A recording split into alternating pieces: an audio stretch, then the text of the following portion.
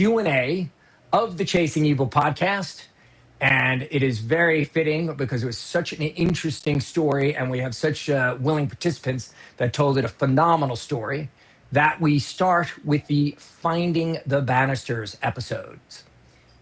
So first, let's just jump right into it. Let us introduce everybody on screen. We have Bill Bannister. We have Genevieve Bannister, who is on the podcast. Senior Inspector from the Marshal Service, Tommy O'Brien. How you doing? How about it? Just you could wave and do a greeting. This is friendly. There we go. And we have Jim Hinton, our victim's advocate. And joining us for the first time to share her perspective, and very excited to have her, Janelle Bannister. Hello. Welcome. Hello. Okay. We will get to questions in a little bit. First, I thought we would kind of just do a real quick overview of the case and start in on a couple of things that I think everybody will find quite interesting. So, in early 2019, Melody Bannister was convinced that her children, especially Janelle and Genevieve, were victims of satanic ritual abuse. And she went to the Stafford County Sheriff's Office and lodged a complaint. They took it quite seriously. They interviewed everybody. They brought in Child Protective Services immediately to interview the kids and to interview Melody. And they heard everything. And there were some quite fantastic claims made in terms of the level of abuse.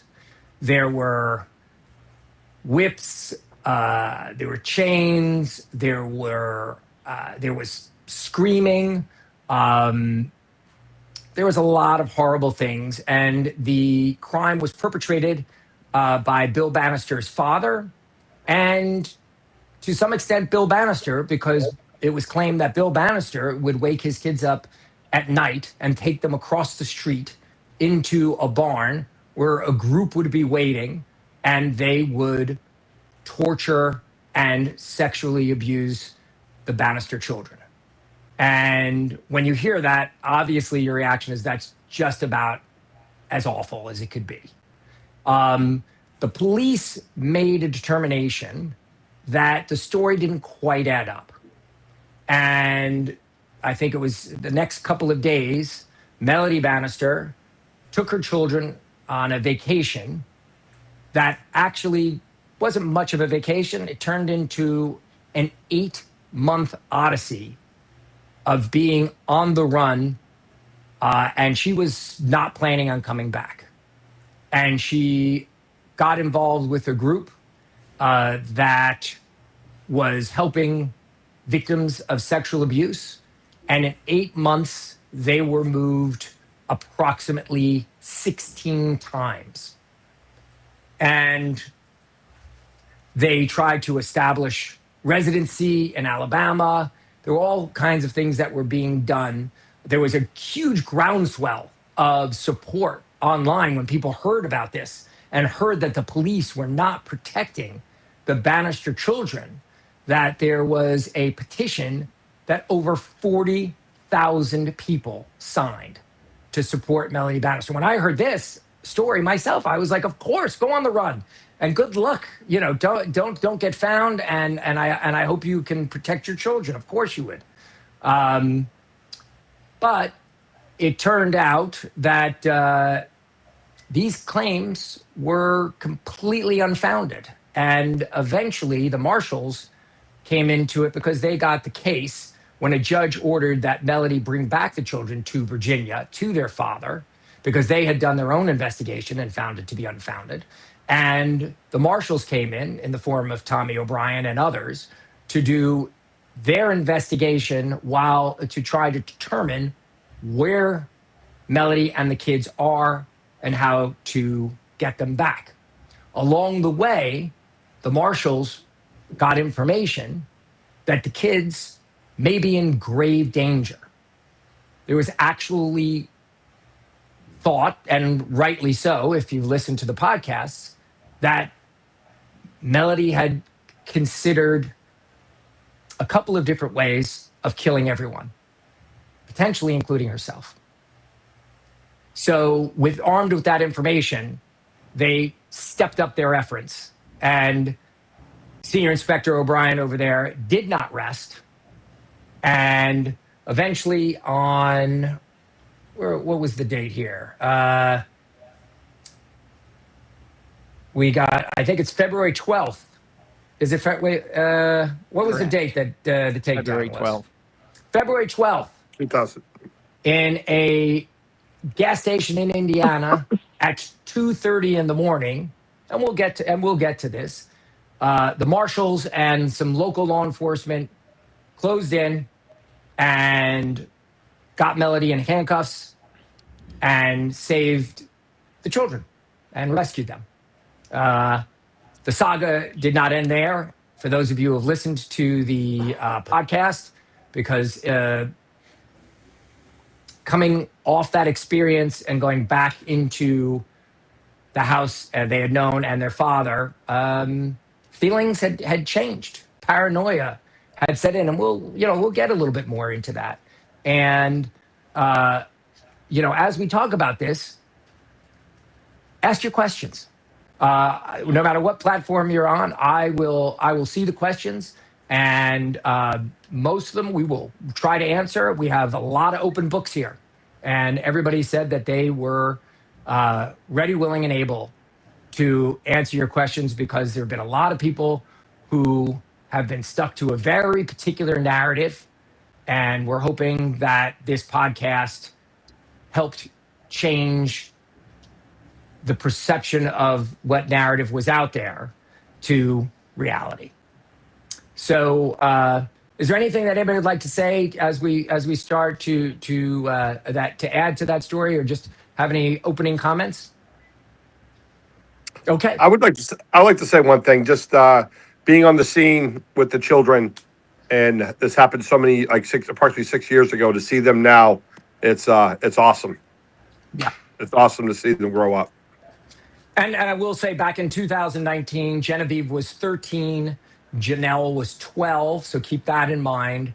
Vivian was 11, and Peter, who we just saw moments before we started the podcast, who has is in a mustache contest, was 7 at the time. So keep that in mind as we talk about this. So the first thing I just wanted to kind of get into was Genevieve had said that her relationship with your mom, Melody, and this is directed toward Janelle. Genevieve had said that it was it was not perfect. They were at odds often. There were things going on in Genevieve's life, as happens to any teenager, and your mom was trying to figure out what was going on, and seemingly went to a very, very extreme position, which was potentially having suppressed memories of being sexually abused by a group of people.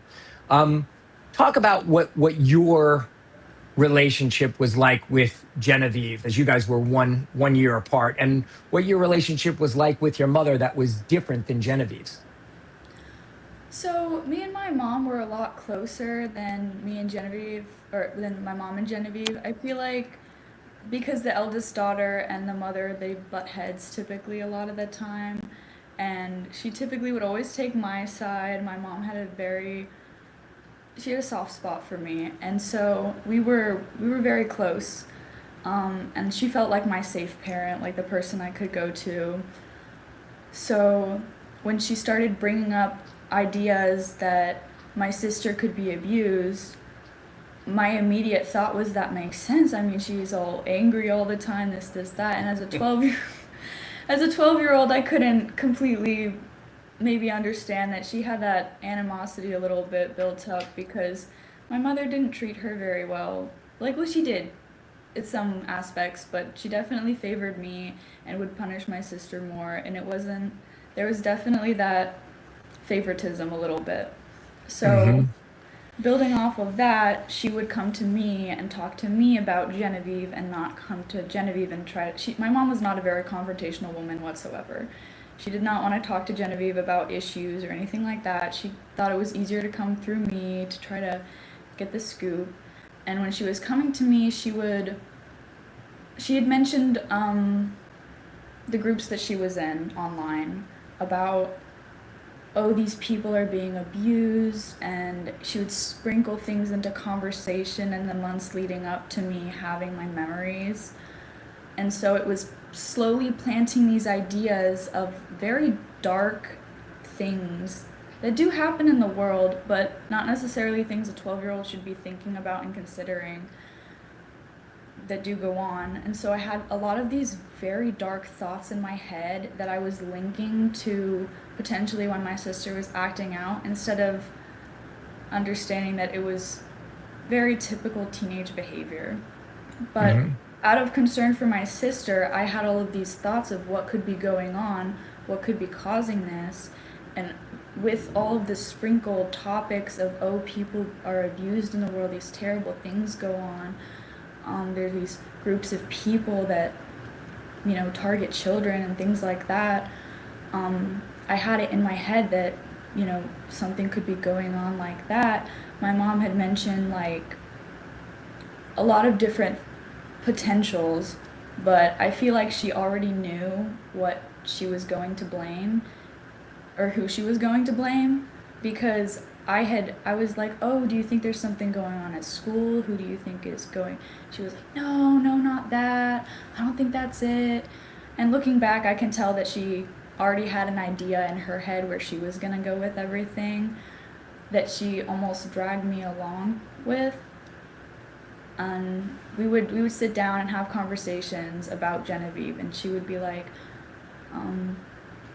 talking to me about all of these behaviors that were concerning, all of these things that go on in the world. It was very secretive discussions. And with all of these images in my head, I ended up having like bad dreams, obviously, about things that could have been going on. And one night, I think because she had mentioned my grandfather, she really thought it was him. I had a dream about something happening in a barn that we would go into. Like, we went into this barn as kids a lot, and it definitely had this, like, creepy factor to it. It's this dark barn with these big stairs going up, bats in the attic and everything. It's definitely a little creepy. And so when I was dreaming, like, I would dream about it, and I had these, like, weird dreams about things about, my sister and everything, kind of in combination with all the thoughts that she had been putting in my head. And one night I came to her and was like, Mom, I had this really weird dream. And she was like, oh my gosh, I think that's a memory. And that's kind of where everything Ah. kind of like building from. She had already planted ideas in my head, already had those things. It was just that was the thing that really set her off. And you were close with your mother, so naturally you probably had a tendency to believe what she was saying, right? Absolutely. After that, she started kind of spiraling more into this is definitely what's going on. We have to figure out how this is happening, everything like that. And that's when she started being like, I think, like, your dad could have been abused, and all these. It really spiraled out of control after that. At what point did she suggest that you and Genevieve had been abused? I believe it was before we left. It was definitely before we left because of the police reporting and everything. Right.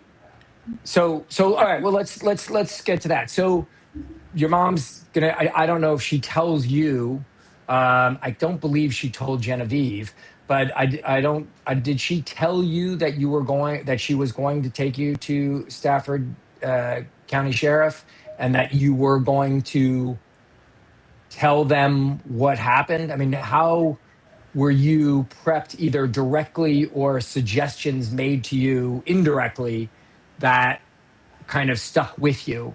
So what kind of, before we talk about what you actually said, what kind of preparation do you think was done for you to be able to tell the story that she was hoping that you would tell. Right. So she almost planted that idea as soon as I had mentioned that dream, actually, and everything like that. She was like, would it really only be Genevieve? Especially if it was like a family thing, which it wasn't, but she was planting this idea that maybe I was having resurfaced memories that were coming up as dreams, that I was remembering that I was also there. And then she had kind of pulled that on and been like, you just don't remember what happened, but something could have also happened to you. And she definitely kept that in my brain. Something could have happened to you. Like, let me know if there's any new memories. There was a big thing, new memories that would come up. Right. And this was, again, it was, you guys were 2 and 3 when this abuse occurred. This was not last week, right? I mean, you were younger when you were much younger when these. So where did the introduction of some of the more horrific elements of the abuse come into play? Because it was going to be something you would be talking about, no? It felt very gradual as things kind of progressed on, but it definitely happened relatively quickly now that I like think about it, because there were these ideas that like, I'm sorry, could you repeat your question? I kind of lost my train of thought. Yeah, that's okay. Some of the abuse was quite horrific. What was alleged, and when did your mother suggest to you that some of these more horrific elements could have happened to you of the abuse? Right. Um, she added in little things over time, like as she spoke about the people that she had, been in contact with and the things that they had experienced and everything like that. And slowly I kind of integrated those things into what could have happened to us as well. Right. And so I would come and be like a day after she was discussing, like, mentioning the whip, right? She would be like, oh, your grandpa also has a whip in the basement. Do you think that could have been? And then the next day I would be like, oh my gosh, I had this dream, I had this memory that like they were whipping everybody. And so she slowly planted more and more darker ideas as it progressed, with some elements that were, in reality, and some that were very, very fantastical. Like, there was a knife that he had in the barn that she was like, was there something to do with the knife? And then because of all of the things that she would speak about with the groups and like how they were trapped and they were forced to do things, I would have memories of like people all around with knives and like cutting people, like very, very dark things. And she just slowly ingrained different ideas. And as a kid, Right. your mind goes lots of places. I mean, imaginations, like the imagination you have as a kid is very, very wild. Well, it's also coming from the person, your mother. I mean, this is the person you're close to and you trust the most. I mean, why wouldn't it be 100,000% true if she's suggesting it, right? Exactly. So, yeah, I mean, I certainly understand that. So you go to Stafford County. Um, is it intimidating for you to answer these questions to perfect strangers? Were you told, look, make sure you mention this in any way, shape, or form, or not really? Just they're going to ask you, and you tell them about your thoughts and what happened, kind of a thing. She definitely coerced how I presented everything. She was like, remember to tell them this, remember what you told me, remember to mention that all to them, and all of the memories, make sure you get everything, like the whip and the taking us out at night, etc., etc. But at that point in time, my my envisionment, I guess, because they're not memories, but my envisionment of what could have happened wasn't too clear. It was still kind of being formed by Right. influences, etc. And Um, you, oh, I'm sorry. Go ahead. Go no, ahead. no, go ahead. So you're convinced this is happening. How what when Genevieve is taking the opposite, saying, I mean, did you know, or did you and Genevieve talk about Genevieve's like, yeah, that kind of never happened? My mother didn't like want us to almost discuss me and Genevieve together about what was going on. Everything that went on about me discussing what happened with Genevieve was very private with me and my mom or me and my younger sister. It was never involved with, like, I don't think I ever really asked Genevieve, "Hey, did that actually happen to you?" Because my mother was like, "Oh, she just doesn't remember yet. She doesn't want to admit it because it's too traumatizing to process, etc." And so Right. I was almost like, I almost treated, I thought of Genevieve as like still the victim that just didn't remember. It was the worst for her. And so I had this almost level of pity where I was like, "Oh, she just doesn't remember," things like that.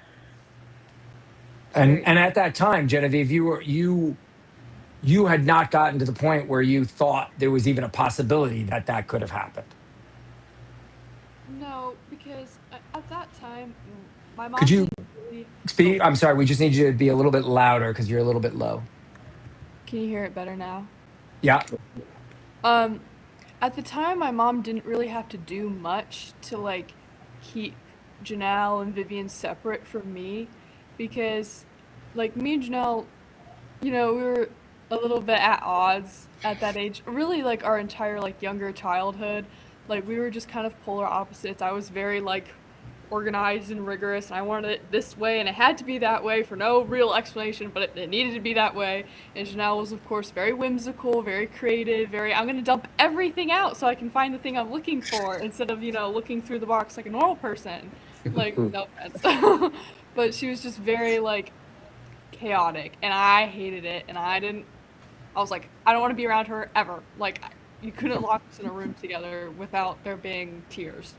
Right. So, she kind of exploited, whether it was intentional or not, I don't really know.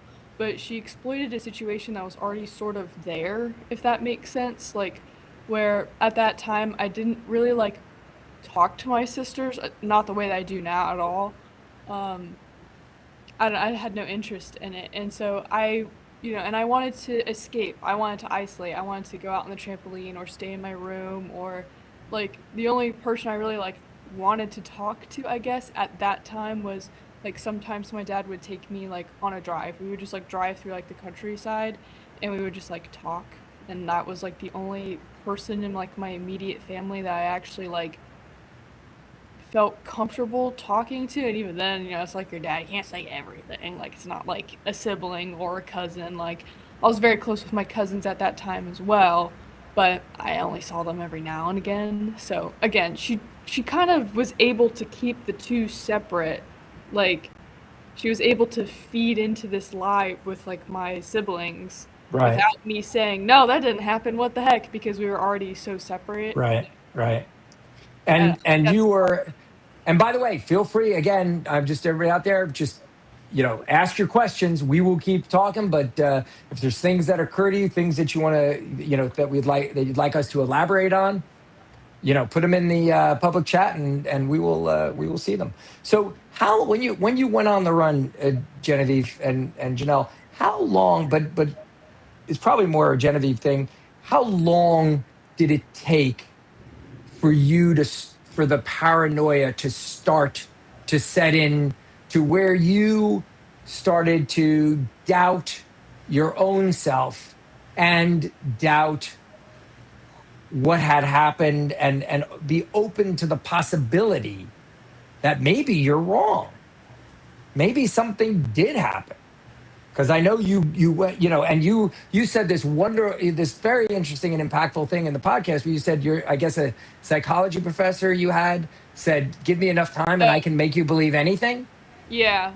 Yeah. And this is, I mean, obviously this is a perfect example of that. You went away saying this didn't happen.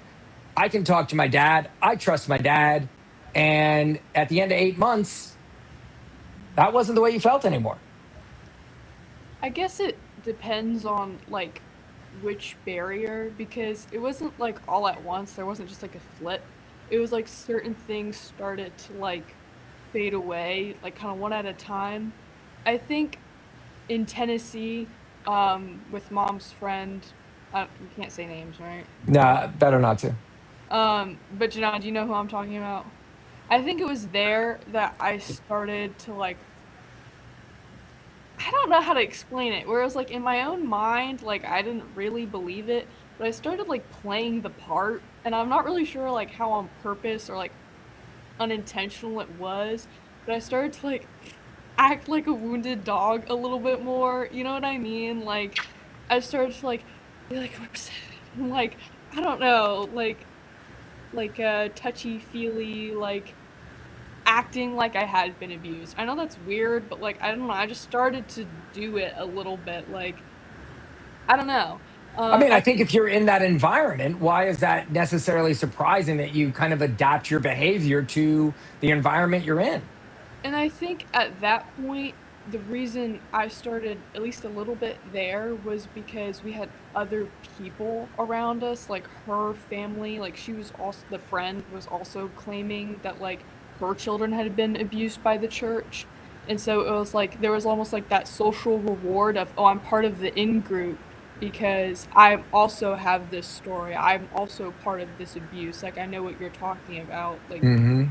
so I think that's where I started to like embody it, if that makes sense. But Sure, when I was sure, sure, talking to sure. my own mom, I was like, no, no, no, no.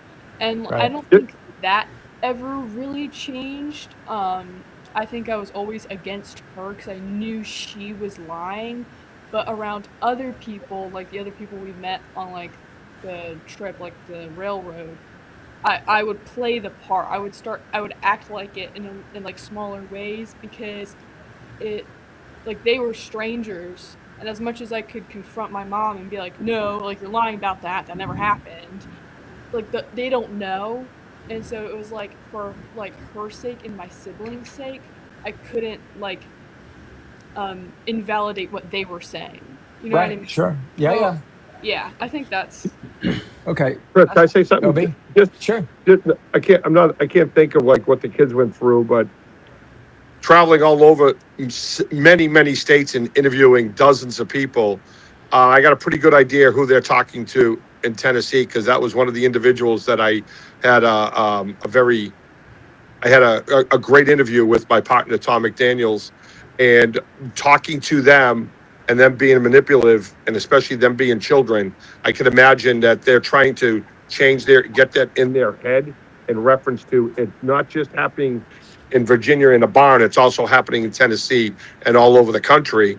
And yeah. the good thing was with Jim Hinton being an advocate, dealing with stuff like this, and Jim being the professional, I'll always talk to Jim. Me and Jim, like the joke was with Jim and I is like, does his wife know that that they're getting divorced because of Jim and I, you know?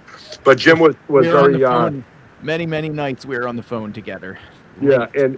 and I would go and talk to Jim in reference to my interviews and stuff because he would help me tremendously. And just listening to Genevieve right there, I can see why the kids would fall for that, listening to all these adults. Right. Right. And we have a couple of questions we'll get to in one sec. So, Janelle and Genevieve, because you said something that was quite interesting on the podcast, and I'm just curious, kind of how something so unbelievable becomes believable, which is almost the theme. You know, one of the themes of the discussion is when you told me, Genevieve, that you all would be playing in a field, and if a commercial jet passed over at 30,000 feet, you thought they were looking for you guys and that you would run and hide.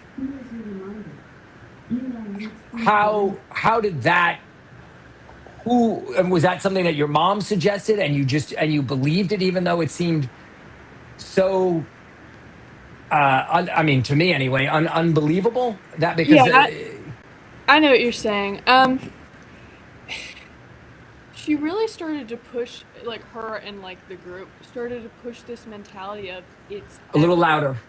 Oh, sorry. Of it's everywhere. Like, it's the police force. Strangers could report you. They're looking for you. They have all these cameras. Like, everything's tracked now. Like, she was like taking out her SIM card or whatever phone part it was. Like, switching phones. Like, she was using Signal, like the encrypted messaging app. Like, she just, like, you slowly, not really slowly, but like very quickly, there was like this mentality of it's everywhere. You're being watched. Like, you have to, like, be careful. You can't go outside. You can't talk to strangers. You're not allowed to go to the grocery store. Like, so when that mentality becomes your reality, you just start to, like, adapt to it, because Yes. it's like, especially when it's not just, oh, if they find you, I'm in trouble. It's if they find you, you'll be abused. Like, they'll kill you, they'll torture you, like, they'll torture your siblings in front of you. It will be your fault. If you say something, if you report something, even if she didn't directly say this, there was this, like,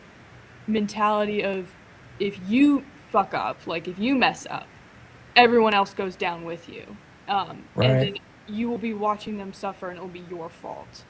And so I think that's what kind of led to me and my siblings, like, having that paranoia and, like, hiding, and, Yeah. 'cause it's like, if Well, I get caught, I'm when the yeah, stakes are that high, why yeah, take a chance? yeah, I mean, sure, I get that, and as we'll talk more about the Underground Road in a minute, in terms of the group may not be all that they are cracked up to be, and there's some questions about the Underground Railroad. But Jim, is that a tactic of the Underground Railroad in terms of how they can manipulate some of the people that they are moving around, in terms of keeping them off off balance and keeping them paranoid? Oh yeah, definitely. I mean, what Genevieve described is, I see it time after time after time from people who were being hidden within that same cluster, that same group, and it's the constant paranoia, it's the isolation. Genevieve talked about. I mean, stop and think about this for a minute. Genevieve talked about pretending and going along like that social proofing, going along with the story. And you didn't quite put it this way, Genevieve, but essentially this is what it is, because you were lonely. You had nobody to talk to. Like, literally, yeah, it's like what's the Tom Hanks movie, Castaway or yeah, whatever. Castaway. yeah, Yeah. Yeah, so he's like talking to Wilson, yeah, his ball, and like makes friends with Wilson. This is what they do. It's like moving 16 times in 8 months. Tom, you can speak to this better than me, but I think it was like an average of every 2 weeks they were moved to a different place, and that's by design. It's to keep you constant. It was to keep your mom constantly afraid that people were watching you. yeah, It was your mom described to me after all this happened. I mean, this was like a year ago. I was talking to her, and she said that her cell phone was taken, her computer was taken, and the person who took it, we can't mention names, unfortunately. I can't tell you how bad Unfortunately, that we sounds. can't We'll mention names. we'll get to that. But yeah. Anyway, so I'm really restraining myself here. But this person put white gloves on and was like, "We have to, I'm this expert analyst, and I have to confiscate your phone because the bad guys have bugged it. That's why the SIM cards came out. That's why she got a burner yeah, phone. That's why she, uh, not even willingly, but she gave up. She relinquished her telephone and her computer because she was told, your mother was told, that the bad guys are watching you, that they bugged everything. It, yeah. it happens to literally every single person who's being hidden in the Underground Railroad. I've heard this story countless times before, over and over. It's so Mhm. scripted. And you didn't say this, Genevieve, but maybe you said it in the podcast. Didn't you guys all have fake names too? Like, you all had to use That pseudonyms? was much later, if I remember. That was like the last couple months was when that started. Yeah. Because I I mean, think at first we were like talking to people my mom already knew before the trip started, and so they already knew our names. There was no point of having a fake name. But right. I think towards the very end, we were coming in contact with people who were more like acquaintances or extensions of the people my mom already knew. So it made more sense, I guess, to have fake names. But I Yeah. don't. And, Yeah. and just to back that up, like this is months and months into it, and going state to state. I was a little bit behind them, and then we did a lengthy 5 hour interview with somebody. And after finally 3 hours, they gave the names that they were using, and confirmed it was them. But some of the names they were using was, you know, it was crazy. It was crazy. But they definitely using fake names, confirmed with the individuals that I'm not going to mention. All right, we're going to take our first question here from somebody who has billed themselves as Obi's daddy. Oh boy. Uh, after Bill got married and she left Texas, what was Melody's network of friends? Did she have anybody in her life that could challenge her beliefs? I guess that's going to be for me. I think that is going to be for you. That's for you, Bill. Yeah, not really. We went to a smallish church, and my best buddy, his wife was very similar to Melody. You know, they were very much into Anne of Green Gables and that kind of storybook, period drama stuff. So they connected and they were very close, but that was about it. And both raising young families, so it was they got connection time, but it's not. You're swimming in the same current. You're not really being challenged to that point, that question. So yeah, nobody was there. So Kind she would find like-minded people. that one. It took a while. We she joined a mothers of preschoolers group when Genevieve started being in preschool, and that was in a larger church, and but it was still in a church network, which I don't find any complete issue with that. Um, it was I didn't find any like fantastical beliefs in that church either. It was probably a couple thousand people that attended it. So, but similar, kind of surface conversation stuff for the most part. But it took years before she really kind of friended somebody that started to challenge her a little bit. Uh, from Mary Ellen, was Melody's initial paranoia about the alleged abuse her own, or did people from the Underground Railroad influence what she believed had happened? Did she concoct this, or were there people in the Underground Railroad influencing her before you guys left in terms of what had happened? Bill, you I, want to, or Bill or Genevieve? I mean, I have like, I don't think anyone can say for sure because none of us are in her head. My suspicion is her like specific beliefs about what was happening, the types of abuse, the people who were doing it. I think that was very much influenced by the Underground Railroad, but I think the seeds were already there in a way because when she was growing up, she had a lot of issues with the church that she was raised in.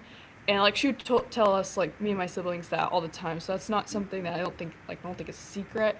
And there was one particular case, I don't remember the guy's name, but he very notoriously like had like a church that her parents were involved in at one point, and he was like a slime ball, like her words, and like manipulated people, and I think he like cheated on his wife or something like that, where it was like a high respected figure of the church with a lot of influence taking advantage of his position of power and treating women like garbage type thing. So that had already happened to her, and she already had an issue with like the very male controlled um, church that she grew up in, where it wasn't about what women thought or felt. Women were meant to be seen, not heard, all that kind of stuff. Women aren't supposed to date, like you were courted. Women don't go to college. They stay at home with their parents. They don't move out on their own. Like all those mentalities of where like, a woman can't be her own person were already there. Like she already had that experience. She already had those deep rooted feelings. And I think the Underground Railroad seeks out and exploits people who already have those feelings on purpose. Like they put out stuff so people exactly like that are the people who fall into their trap. And then because they've done this over and over and over again, they're able to, I think, use almost the same script to like take those vulnerabilities and turn it into the very focused types of abuse that were heard in our case. And I'm sure others because, yeah. Chris, let me Jim. piggyback on that real Yeah, quick. yeah. You said it perfectly, Genevieve. It was scripted, and I can confirm. I remember calling Jim one day and working this case and what we had to do and how intensive we were working this literally around the clock. I can tell you for a fact. So it's a police report. So it's not my opinion. I called Jim and said, "You're not going to believe this." We had another individual that was involved with this Underground Railroad. I got the police report in reference to that person. Melody's story and the police report, if I put it on top of the police report that I got from the other jurisdiction, it was exactly the same except a different name. They were 100% being coached, just like Jim said, with the computer and the phones, what to say to the police. There is no doubt. And as Genevieve said, they find these people, and then they coach them what to do and how to do it. Confirmed. It's been confirmed. Okay. When I get to this next question, for the U.S. Marshals, is there now a framework for how to investigate cases like this in the future? Similarly, is there a framework for how to spot false reports of ritual abuse? I will say this case here helped us tremendously, and as I can say, I was assigned the case. We worked around the clock, but it takes a team. And working with our headquarters people, the people in charge of the missing children unit, working with our Adam Walsh individuals, unregistered sex offenders, and dealing with these types of cases, and also working along with the FBI, who does a lot of these types of cases too. It definitely built the foundation of how to go about to work these types of cases. Okay. I knew, yeah, this is, we were going to get to this, but another question came in from Obie's daddy. So thank you, Obie's daddy, for these numerous questions. How is Melody doing now? Does she still believe all of this happened, or has she come to terms that she was deceived? So let's talk about that for 1 second. Bill, you had posted online about whether or not you thought Melody believed the accusations she was making was true. So why don't you repeat your thoughts, and then we can actually, share that little video that we had talked about before. Sure. My suspicion is no, that she never really actually believed it, and that is kind of culminated on a number of different factors. And so I don't think she believes it today either. But it's obviously going to be pretty embarrassing to come forward and say anything. So I don't think anyone actually knows. But I watched this unfold for months of this kind of talk to the kids, and then it was like all of a sudden they're at the sheriff's office making the claim. And if your child has been abused and you're not believed in one jurisdiction, why didn't you go to another jurisdiction? I suggested that to her. I said, go to whatever jurisdiction you want to go to. Place your claims, and let's work through this. She didn't take them to a CPS, actually get checked out. When I got the kids back, I did. Actually have them evaluated and looked at, and that's the proper thing to do. Is there any actual abuse? I was scared that maybe while in the Underground Railroad, some abuse did happen, and I was terrified. But I needed to know what are we dealing with. So those factors suggest no, and then here we are, years later. There's no contact that I know of. She hasn't reached out to me. I've actually reached out to her several times over the years. You would think that, maybe she'd want to hear from the parent who actually talks to her kids. but I think there's just so much angst toward me and the group and the embarrassment that she just doesn't want to deal with it. But I think it just suggests that there's no real belief that they were abused. Janelle and Genevieve, do you think your mom believed the accusations?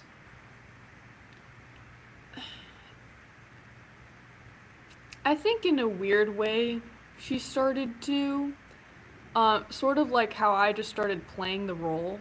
I think she started doing a similar thing because the way that she said things, the way that she talked to us, didn't feel entirely genuine. Because, like, maybe I don't know. I don't really know. I've not been in her position. But if I genuinely thought or knew that my child had been horribly abused and just didn't remember it, like I would be screaming, crying, holding them, losing my mind. Like I don't know. I would light everything on fire. Like, no offense, but like if the police were saying no or whatever, but I knew, like I genuinely knew that someone had done this, I would go and cross the street with a gun. Like straight up. Like I don't care. I do not care at that point if my children have legitimately been abused in such a horrific. I'd have a list. I'm okay. I should stop talking because now. We don't know what to do.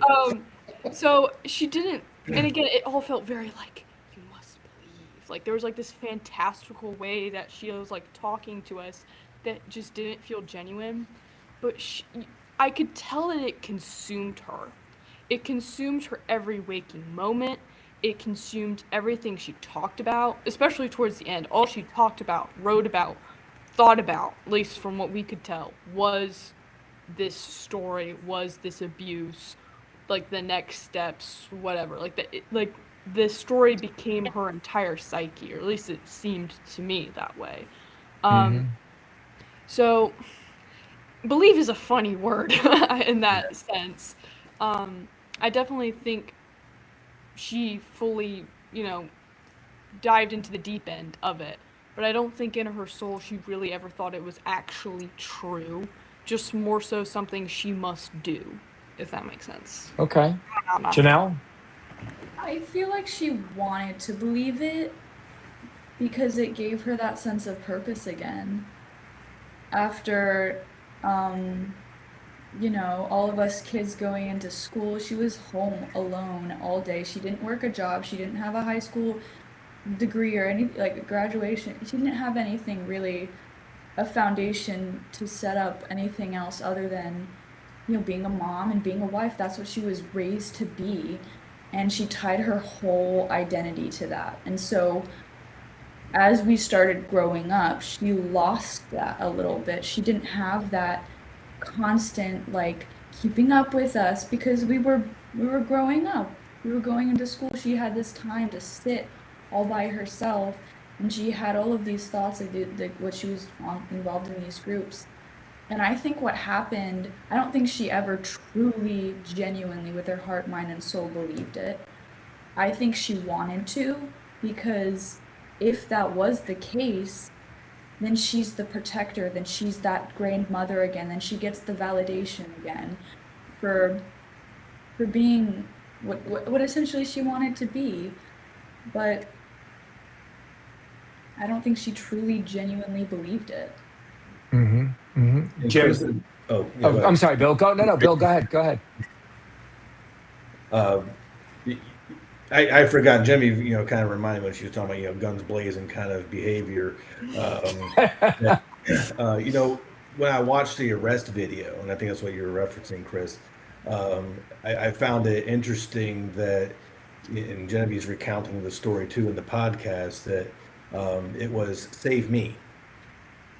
She's being pulled from the car, and if I thought my kids were about to go back in danger, I'd be pleading with anybody and everyone that can hear me, please don't let them go back to that. Do something else. Fine, arrest me, put me in jail, but take them somewhere else. All right, I'm gonna stop you right there. I've never done this before. I'm just gonna play for just 2 seconds of this video to illustrate what we're talking about. Melody, listen to me, okay?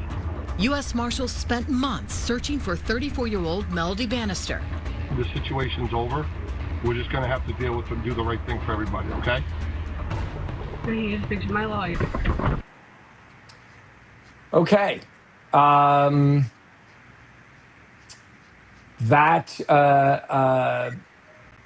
that come through? For me, yeah. Okay. So to your point, Bill, if the situation is over, is the first thing that you say, I need to talk to my lawyer? Or do you scream from the top of your lungs, do not take my children anywhere, but not back to the abusers? Right. I mean, it's food for, I obviously don't know, but it is food for thought. Yeah, it's got to be traumatic experience for her, so it's not unfair to say what the response should be or shouldn't be. But my general knee-jerk reaction for myself would be that's how I would have responded. But who knows? Right. That's a tough situation. And Jim, you wanted to say? Yeah, I was going to say, Tom does a lot of risky things, in a good way, but Tom called me up, I don't know, probably a year and a half ago, and he said, "Hey, I'm at Melody's place right now," and he said, I really, my gut's telling me that we should tell Melody that you were one of the sources that led us to her, because I think she needs to start making some sense of this. And I was like, yeah, go for it. And so he called me while he was at her place, and we talked for, I mean, how long was it, Tom? It was, man, probably It was long time. a couple hours. Oh, definitely a couple of hours. Yes. Yeah. And to that question, did she believe it?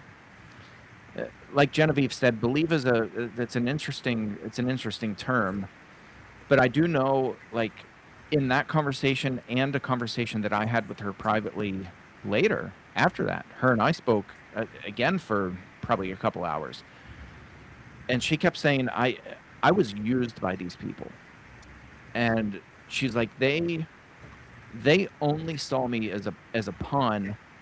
And she was talking about the Underground Railroad, and she never fully came out and said they caused me to believe this. But I picked up on a lot of things that she said, and I said, look, Melody, like, I know these people really well. Like, I know their tactics. I've spoken to other victims within this Underground Railroad, and it's the conditioning, and it's the, like, you don't ever question their narrative. And it's the whole, we're going to help you recover your memories. We're going to, all the signs point to satanic ritual abuse. You haven't even heard of it before, but we're going to lead you down that path. Like, they literally tell people, we're going to lead you to this path of satanic ritual abuse. And, it was so interesting because Genevieve said in the very beginning of this, Melody is not a confrontational person. None of the people who are hidden by these people are confrontational, and that's the point. They're all. Melody was in a very vulnerable position mentally, and I made that argument during the podcast. Melody needed therapy. Melody didn't need to be told, Yep. "Hey, all these horrible things were happening to your kids. You better run. And by the way, wink, wink, we'll hide you and your kids." That's not what she needed. She needed help. She needed legitimate help. And that's the point. Every single person I've spoken to, they were in, by their own admission, this isn't me saying it, this is them saying it. They said, we were in a very vulnerable point in our life, like incredibly vulnerable. And it was like we found these people who finally understood us, and they were going to help us find closure by helping us to figure out why we were struggling so bad in life. And that's how they condition. It's this conditioning and telling them, oh my goodness, like, you have all the telltale signs of satanic ritual abuse. Let us help you get to the proper conclusion. And if you resist them, I'm telling you, if you resist them, it does not end well for people who resist this group. And so it's fear, intimidation, paranoia, isolation, all of that stuff. Mm-hmm. Hey, Chris, can I just piggyback on that real quick? So Absolutely. when I called Jim, we got a call directly from Melody, and she was really wanted to talk to me and Detective Jamie Wright. We went and where she was living, and we spent a long time with her. And if based on what the girl said, and based on her thinking afterwards, and years later, I would say right now she is very confused. And the reason I say that, and I'm not going to go into it much further, which I have the proof that she was debating to come forward or not to come forward. And so we're going to leave that alone. But what Jim and the girls said is just absolutely hit it bullseye. The other thing, too, is what a lot of people are not getting here is that what these kids went through, and you got to remember how young they were and what they're talking about now. You're looking at Genevieve, who's 18, Genevieve now, right? 18? 20. 20? 20, yeah, 20. They were young kids then. And dealing with Jim after this, I've also met up on the phone and in person with other victims. And what these individuals had to go through. And I actually flew to a different state to do an interview with one of these victims. I have it in writing. And it's just a shame that we can't say these names of these individuals that people respect. It is absolutely disgusting. It's what people are going through with these individuals.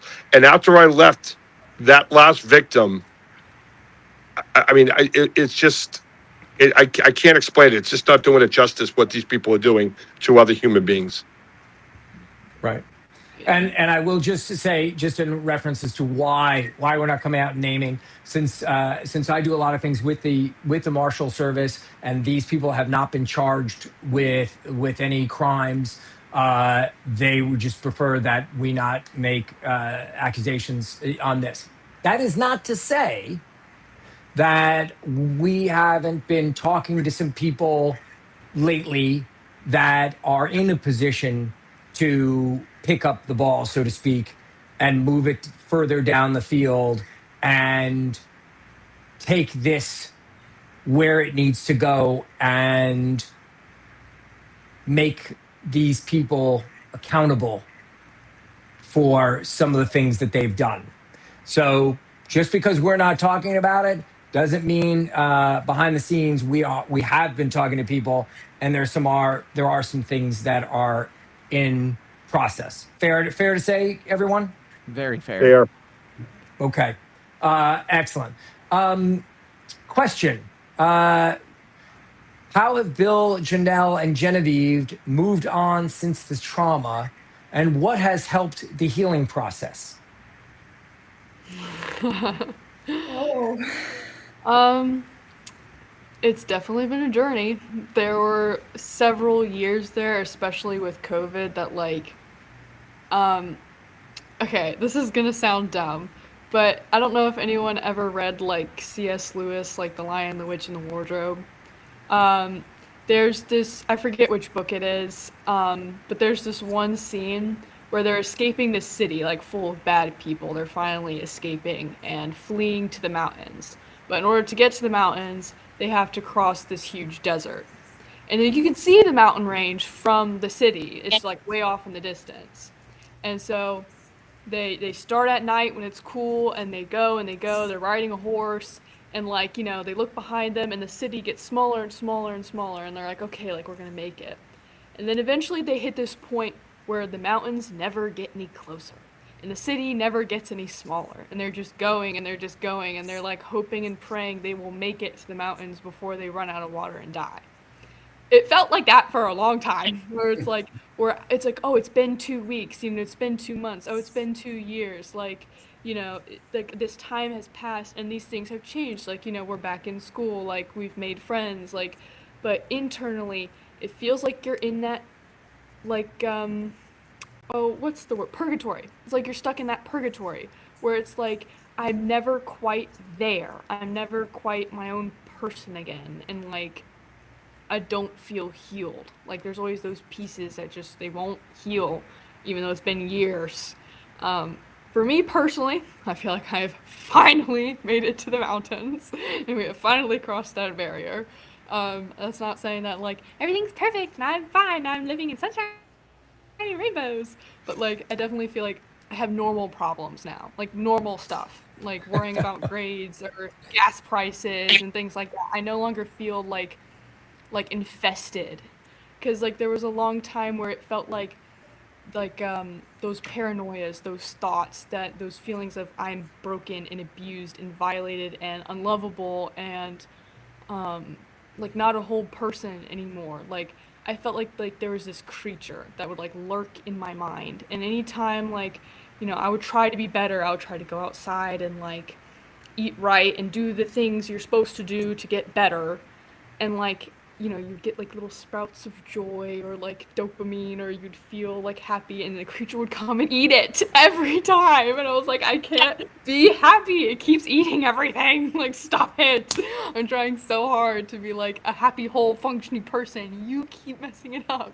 But the creature is now gone, I would say, for the most part. Sometimes like the little small version creeps back in. I'm like, sometimes you just have to let it eat, and you're like, all right, you're done, you need to go. I have to go to work, I have to finish this assignment, I have to make dinner or whatever, you've had enough. Like, so it's become a lot more manageable, but it took a while, and there's so many days that you feel like it's never gonna get any better and that you're just gonna stay like this forever, but you won't, I promise. So I guess, I don't know, I can't speak for anyone else, but that was for me, I guess. No, Janelle?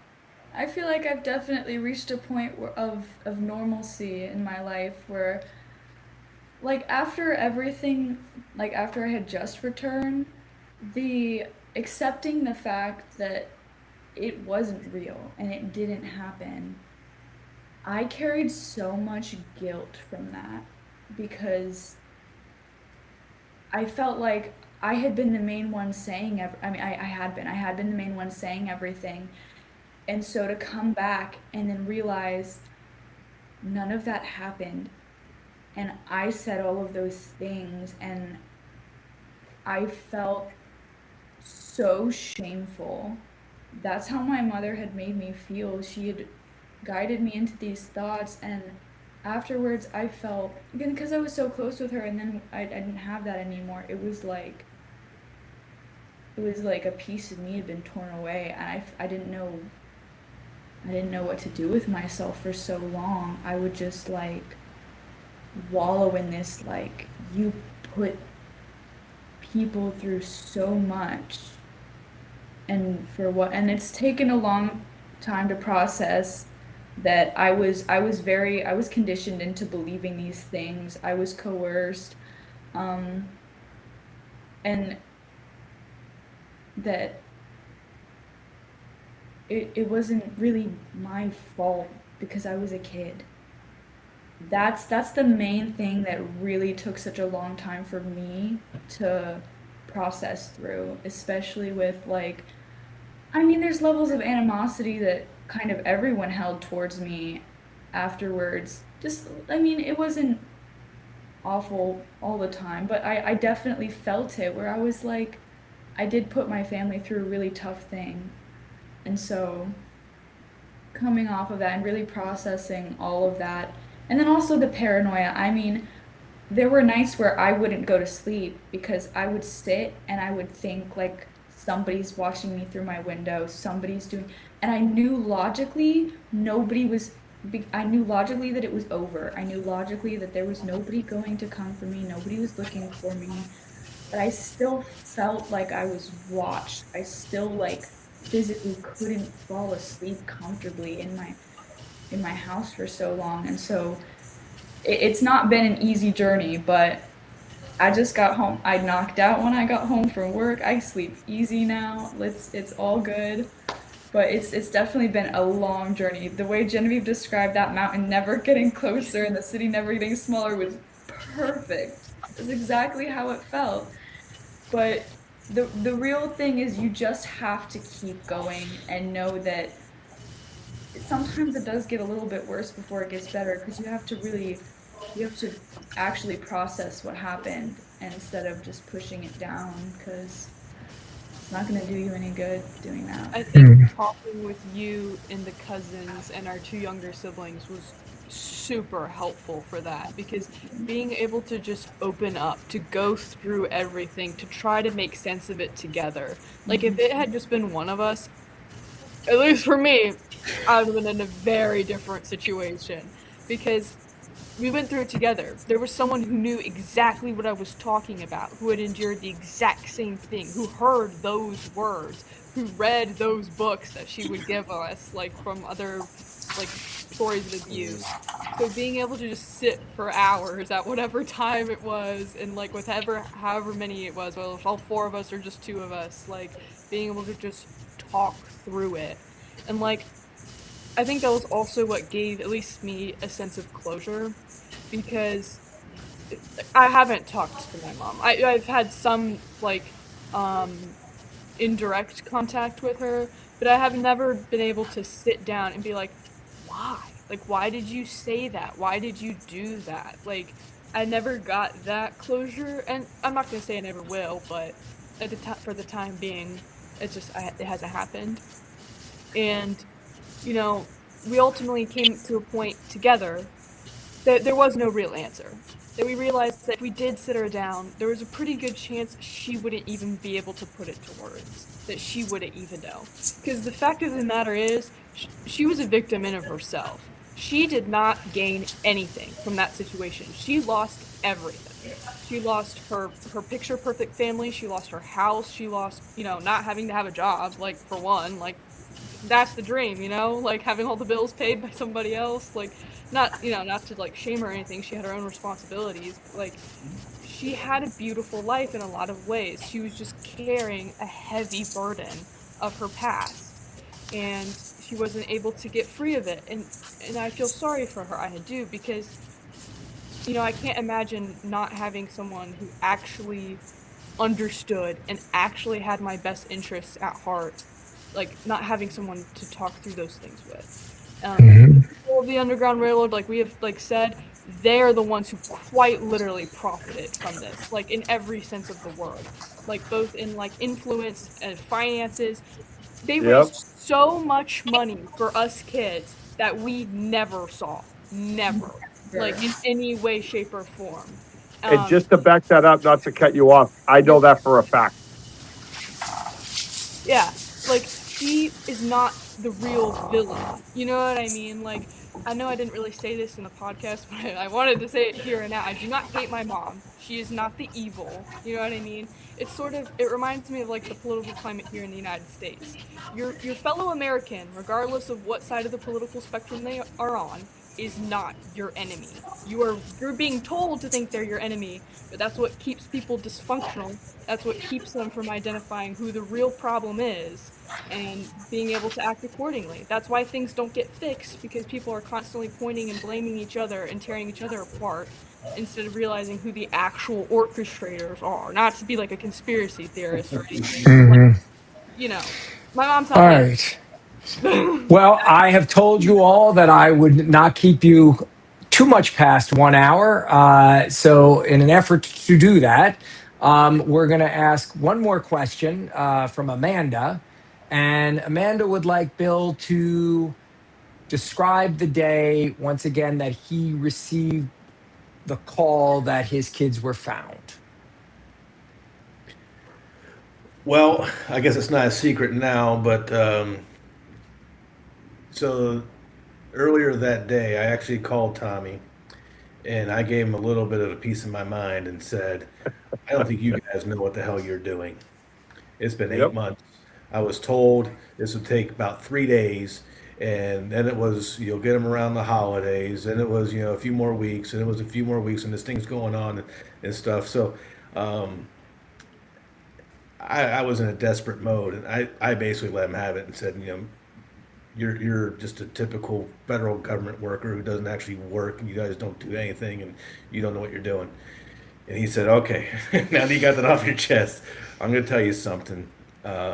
Keep your phone by you tonight. I don't know what time exactly, but keep your phone by you. So I kind of had a little bit of an inkling, but I had no reason to actually believe him. So I kept my phone by me because if there's a chance I get to see my kids again, I'm jumping. Um, so I didn't sleep very well, as you might imagine. I tried to go to bed a little early just to make sure, but that phone rang at 2:30, and we talked about it in the podcast. I think they said, how long will it take? When will you be here? And I said, phone says, I think 12 hours, so it's going to be 11 and a half. So it was a lot of tears and a lot of just stress relief. You're exhaling, and it's still kind of surreal. Like until you see him, you don't see him, but you're actually close to the mountains now. And Genevieve's kind of illustration earlier, it was all of a sudden the mountains were at my grasp. I was about to see them and touch them. So Okay. Can I just say one thing, Chris, before I go? Always. I didn't know the perfect timing to say this, but I listened to the girls. I listened to Janelle about like blaming herself because she was the one and this and that. But then Genevieve talked in reference to that it's the Underground Railroad that are the ones that did this to her mom, which 100% on the girl's side, not just because they're the victims, but because it is the Underground doing it to other victims. But just to give her, just when we arrested Melody and recovered the kids, we had to do a thing called a search incident to arrest. And in her journal, was one of the things that she had. And it says, being tortured and cannibalized alive, blood pouring down his face as he looked at Janelle. Jesus, I can't believe I'm writing these words. Visions of a person being skinned alive, so much blood. This is what of all these other people. I just had to get that out there because I think the public are not going to realize this is very serious. And OB, you're gonna have. I want you to read that again. Yeah. I want you to read that again because, of course, as soon as you started to read, you cut out. So, and I know it was quite was quite dramatic. So I feel like we should take a second for you to read that one more time, and let's see if we can't get it. I will. On the record. And it's for them, and it's for the girls, because what they said about Melody and what Janelle said blaming herself, this is what the manipulation of the Underground Railroad. This is one of the pages in Melody's journal when we did the search incident to arrest on the scene. It says, being tortured and cannibalized alive, blood pouring down his face as he looked at Janelle. Jesus, I can't believe I'm writing these words. Vivian remembers the screams of a person being skinned alive. There was so much blood.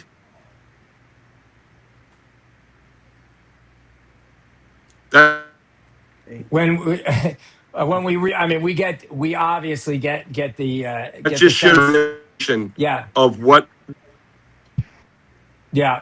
OB, your connection's not good, but obviously what you read is horrific, and I think everybody got it.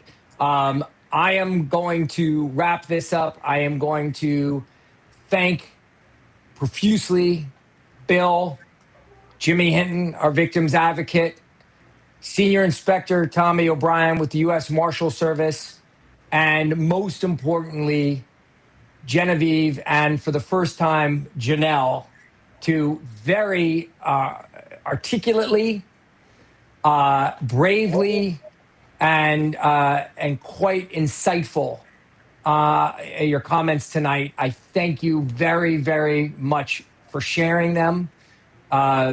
If you haven't listened to all 3 episodes of Finding the Bannisters, you really should. It really goes into a lot of detail on some of the stuff that we've touched on, and it really lays out the whole journey, and it's quite extraordinary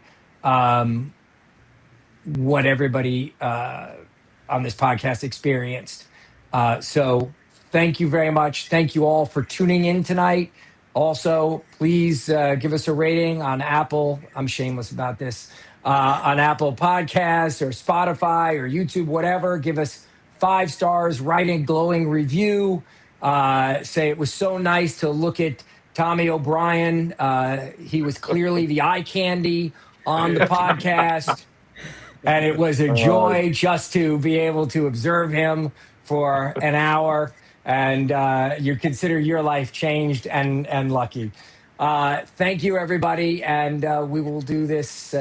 We will do this again with the next episode. Okay, bye bye.